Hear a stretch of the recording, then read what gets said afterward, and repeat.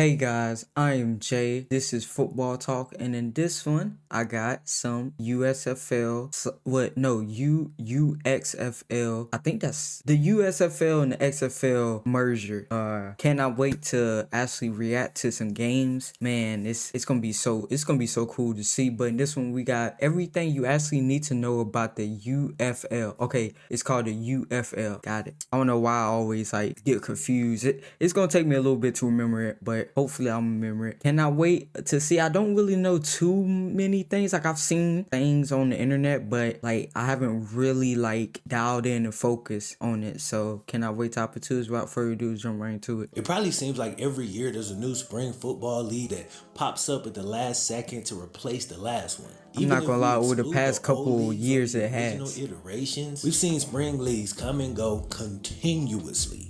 For the better part of the last decade, businessmen have tried to rush to fill the only small space the NFL will allow. A few months in the spring for some spring football. In 2019, it was the AAF. Rushed to the market, ran out of money, folded after one season. Then in 2020 comes the second XFL. They got taken out by the global pandemic. In 2022, the USFL re-emerged and made it through their first season relatively smoothly. Then the next year, the XFL would return to the market in order to now compete with the USFL. Both leagues gained a fan base and made it through their seasons. But the correct strategic move has always been obvious. Here's a short clip from a video I did 3 years ago, basically begging for the move everybody knew was obvious. Given that information, the solution to this whole thing seems to be pretty simple. The XFL and the USFL should merge. Plenty of people felt this way. It was a super common take, a common sense take. I felt that way as well. Dominate the space, concentrate your assets, raise the quality, and then hopefully the space will grow. It really didn't take too long, man. Earlier this year, it was announced that the two leagues were actually merging. They're taking the name UFL, United Football League. Finally, an acronym that actually makes sense. So I've summed up what the league is and how it came to be. So the only things left to brief you on: notable players in the league, how to watch, when it starts, the general structure. It's gonna be good. We do that, man, I haven't heard about the players really. Cue the Wayne.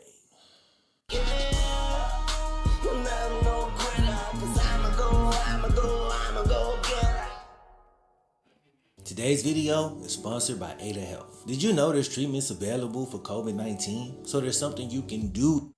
So in that clip I played earlier about my vid from 3 years back, if you let it run another second, you will hear me say this. The XFL's 8 teams can go and join with the USFL's minimum of 8 teams, have a 16-team league, dominate the spring, and boom, we good to go. Unfortunately, it didn't work out like that. Instead of bringing the 8 teams from each league and then joining them together, they've instead opted to stay at only 8 teams. They brought 4.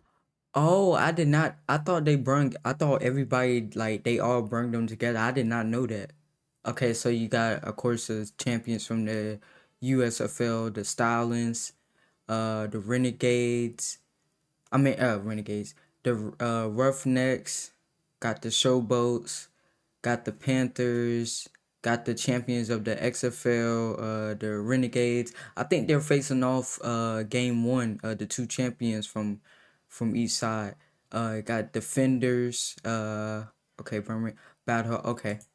Teams from each league. I did not know that. I thought everybody came. Basically, the bottom talent of each league, they've been cut out. This also keeps the cost lower for the league overall, so they're not cutting it so close to the margins early on. Now, I would imagine with success, they would like to slowly expand, but we know what can happen when you bite off more than you can chew. So this 18 league is going to have 2 it's a smart decision. It's just unfortunate. USFL conference. And it's mostly straightforward. XFL teams on one side, UFL on the other, but there's one small exception. Both leagues had a Houston team, the Gamblers and the Roughnecks. Gamblers USFL, Roughnecks XFL. The Gamblers are now being called the Roughnecks, but they're still sitting on the USFL side. Based on what I read, the team is technically the Gamblers, but they're taking the Roughnecks name. Is honestly a little confusing, and I honestly think it takes a little away from the fan rivalry. You had USFL purists and XFL purists. It would have been cool to have each league sit perfectly in each conference.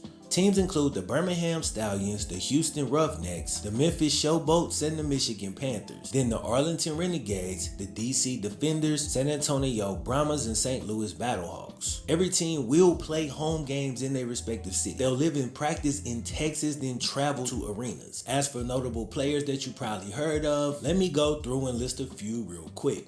AJ McCarron, who just asked if he could be released by my Bengals. He was third string for us, and with the emergence of Jake Browning, he was never gonna get any real playing time. But he actually played for St. Louis in the XFL last year, and dude was super fun to watch, so I'm really glad he's back. Ole Miss Matt Corral was drafted in the third round of the NFL draft just a few years ago. At 25 years old, dude will be starting at quarterback for the Birmingham team, so if you watched him in college or thought that he would be good in the league, you might enjoy watching him try to revive his career. Also, you got cats like Wayne Gallman, Scooby Wright, Amari Rogers, Vic Beasley. Remember Reuben Foster? Marquette King, Vince Papale from Invincible, his son Vinny's playing. Then you got Destroying back on the field, kicking for San Antonio. Oh my good man, oh man! I wish I had reacted to his documentary. I might still do that, but hey, I gotta clap it up for him, man.